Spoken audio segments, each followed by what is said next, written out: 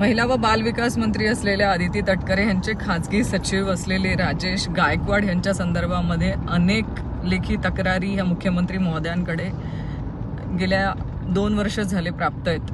पण एवढं झाल्यानंतर देखील त्यांच्यावर कुठलीही कारवाई आतापर्यंत करण्यात आलेली नाही. ह्या राजेश गायकवाडांवरती याच विभागामधल्या महिला अधिकाऱ्यांनी त्यांना अश्लील भाषेमध्ये शिवीगाळ करण्यातल्या, त्याचबरोबर गैरवर्तणूक करण्यातल्या तक्रारी केलेल्या आहेत.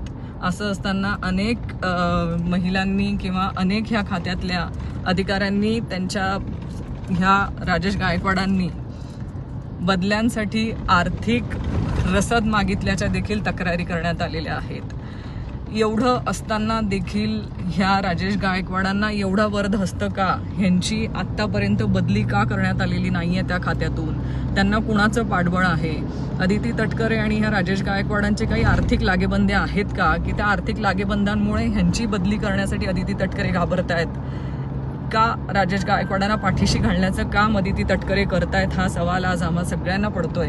कारण ज्या महिला व बाल विकास खात्याकडून महिलांना, महाराष्ट्रातल्या महिलांना सुरक्षित वातावरण देण्यासाठी, महिलांच्या योजना ह्या योग्य रीतीने पार पडण्यासाठीच्या अनेक महिलांच्या संदर्भातलं हे खातं असताना जर ह्याच विभागातल्या महिला अधिकाऱ्यांना अशा प्रकारचा जर त्रास होत असेल तर ह्या मंत्रालयाकडून किंवा ह्या अदिती तटकरेंकडून आपण काय अपेक्षा ठेवू शकतो? माझी विनंती आहे की या राजेश गायकवाड नामक व्यक्तीची तात्काळ या खात्यातून त्यांना निलंबित करण्यात यावं. त्यांच्यावरती योग्य ती चौकशी समिती नेमण्यात यावी, जेणेकरून त्याला कुणाचा वरदहस्त होता आणि तो एवढ्या ह्या ज्या बदल्यांमध्ये जे आर्थिक व्यवहार होत आहेत त्याच्यामध्ये ह्याचा सहभाग तर आहेच, पण त्याचबरोबर हा कुणालाही रसद पुरवत होता, हे सगळ्या गोष्टींची चौकशी होणं गरजेची आहे. आणि एवढे वर्ष झाले तर त्यांच्या बाबतीतल्या तक्रारी पुढे येत आहेत, तर त्यांना पाठीशी घालण्याचं काम कोण करतंय हे देखील आम्हा सगळ्या जनतेला कळणं गरजेचं आहे.